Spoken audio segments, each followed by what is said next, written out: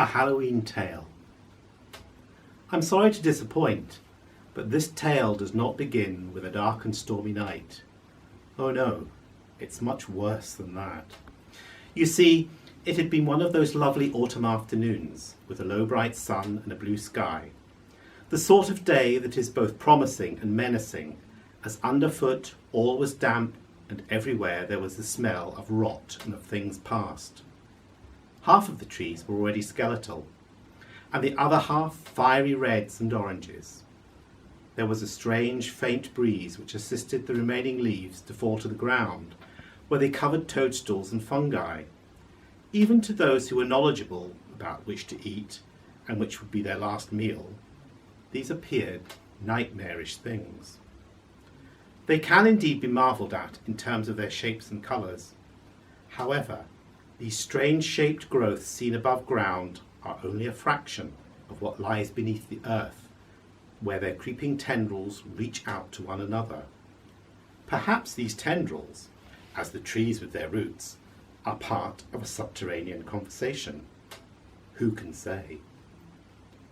Up above, a watery sun set, and the gloaming brought the deer down from the hills to feed before they vanished into the woods.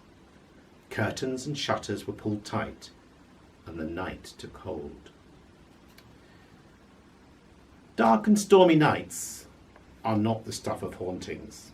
It is nights such as this one, long ago, which the villagers would describe as black as the Earl of Hell's waistcoat. It was a velvety dark, a dank and deadening night. It was a night for witchcraft, ideal for take-off and landings, so best stay indoors, in at the fire with family or in a village inn with friends. This was the preferred choice of villagers on the night of All Souls, when the dead walk the earth. For they were a superstitious people attuned to nature and the spirit world, which could often be malevolent. On that night we find the George and the Craig Darroch, full with young and old, trying to trick the spirits that were about with their village games and customs. A fiddler plays a tune standing on a wooden kist, and around the fire patrons sup ale and throw hazelnuts into the flames. The resulting colours of the flames are important, because they're not just pretty, but they tell fortunes. Some folk want to hear what the flames say, and some do not. At tables, by candles, young women holding hand mirrors in front of their faces amuse themselves by turning and looking over their right shoulders into another mirror held by a friend. For those upon whom fortune smiles, it is said, they will see the face of their future husband in the glass. Before bed, the children, dressed as ghosts and spirits, arrive holding their turnip lanterns, and each performs a turn, a poem, or a song in front of the crowd. They are rewarded by being allowed to duke for apples from a cauldron, and to try and take a bite from a treacle-covered scone hanging from a string. This is always more difficult than it looks, and very messy, in a good way. Ushered out of the door, they return to their various attic bedrooms, with warmth provided by old newspapers wrapped around the rafters. Those who must cross the bridge over the river are terrified, as it's well known that warlocks like to hide beneath bridges. As they try to sleep, all they can hear is the sound of a leafless tapping on the small window pane, and the hoolits gathering on the branches of the silver birches. Thank goodness they have a rowan tree at the back door to protect them with its magic powers.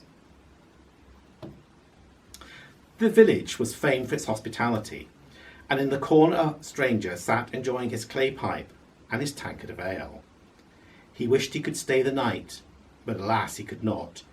He was a packman, one of the many men who transported goods across Scotland by horse, on country roads to towns and cities. We shall call him Tom, for that was his name. And he was employed to carry woolen blankets from the village mill to Edinburgh and Glasgow. These were sent to the other side of the world to keep warm those who in turn grew the sugar that came back to Scotland for her sweets and cakes. But that was another man's job. In truth, they were rough blankets, but strong, and gave an income to 16 families in the parish. Tom was already a day late, and he knew he needed to make tracks. He reluctantly left the warmth of the inn and saddled up his horse. It was surprising how much weight of wool a horse could carry. He began the ascent of Dunregan Brae, knowing he would have to break his journey overnight, so best take it easy, especially as Hector, his faithful horse, seemed spooked and nervous. Perhaps it was the crows in the trees trying to sleep, or the eyes of the cows and sheep, which, when the moon occasionally caught them, were scary indeed.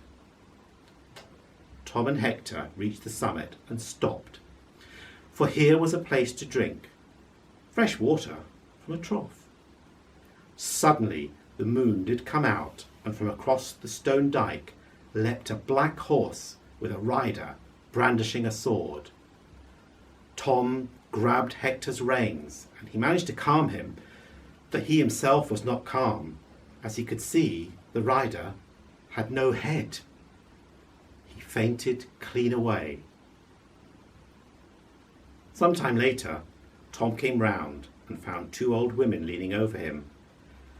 There, good sir, you are safe. You just had a funny turn.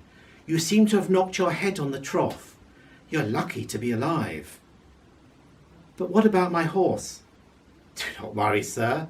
Your Hector is in the byre with some meal.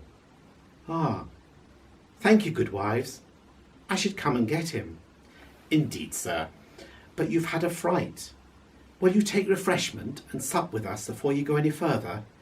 Come, our cottage is a little way up the brae. I'm much obliged to you.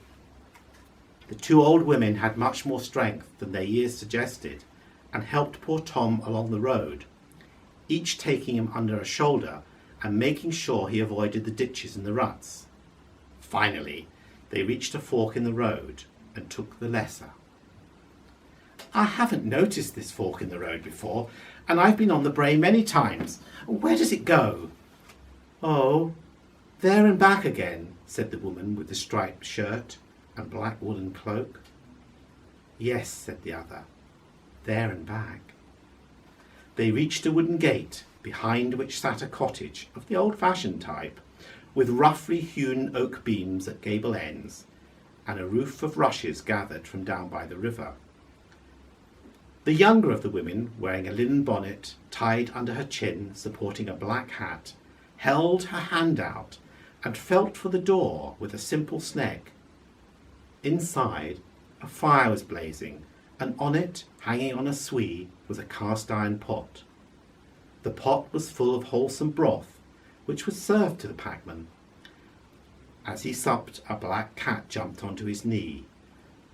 The women introduced themselves to the traveller as Glencairn Kate and Maggie o' the Moss. When Tom introduced himself, they said in unison, "Oh, we know you, sir, we know you. We speared you were coming in the flames." "Then," said Tom, "you might also know that I was frightened by a man on a coal-black horse, and the rider had no head." "We know, sir," said Kate, "for tonight being Hallowe'en, the Headless Horseman of Tynron was bound to be abroad." "Are you telling me I saw a ghost?"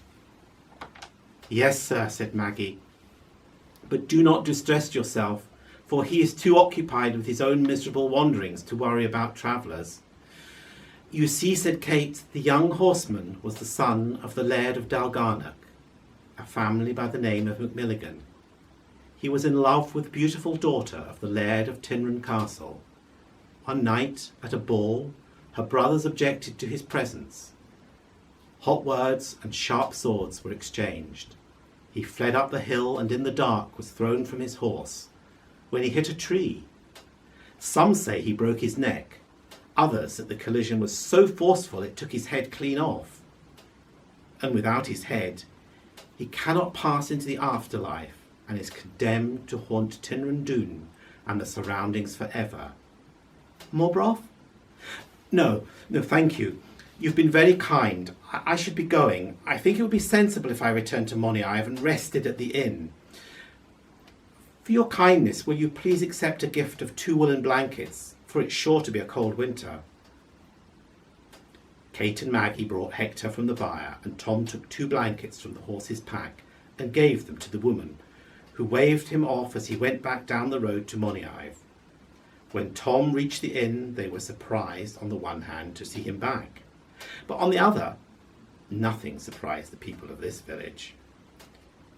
When Tom told the assembled company what had happened, they looked knowingly at one another. When he said they must be pleased to have such kindly old spinsters in their midst, the innkeeper just laughed. "Oh, Tom, you must have given that head of yours a mighty bang. Glencairn Kate and Maggie of the Moss have been dead at least 200 years.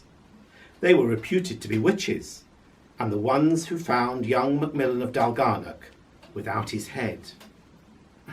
"But," said Tom, "what about the cottage? Who lives there? I was in it. I had broth there. I gave them 2 of my blankets." There were howls of laughter from the merry crowd, and the innkeeper said, "That cottage was demolished when they made the double dykes for the cattle to come over the hill. And as to the blankets, well, look at this framed woolen fragment." In a picture frame to one side of the fireplace were 2 fragments of rough woolen cloth and a handwritten label. It said, "Reputed to be from the homemade cloaks worn by Glencairn Kate and Maggie of the Moss at their trial for witchcraft, at which they were found guilty." "Those are the very blankets, the ones from the mill that are in my packs." "Are you sure?" said the innkeeper. So they went out to the stable, and inside the bundles there was nothing but straw. It was the last time the packman called Tom ever came to Moniaive. But some say if you go up the brae on a velvety dark night and stop in the silence by the water trough, you can hear the sound of horseshoes, the cry of Tom, and the bustle of petticoats, and sometimes you might even glimpse the Headless Horseman of Tynron. Now rest assured, when you pull the covers up over you this evening in bed, none of this is true. Or is it? There was a village of Dalgarnock, although it has long since disappeared, and Milligan is a local name. There was a blanket mill, and many a packman came and went over the brae, and there is still a water trough.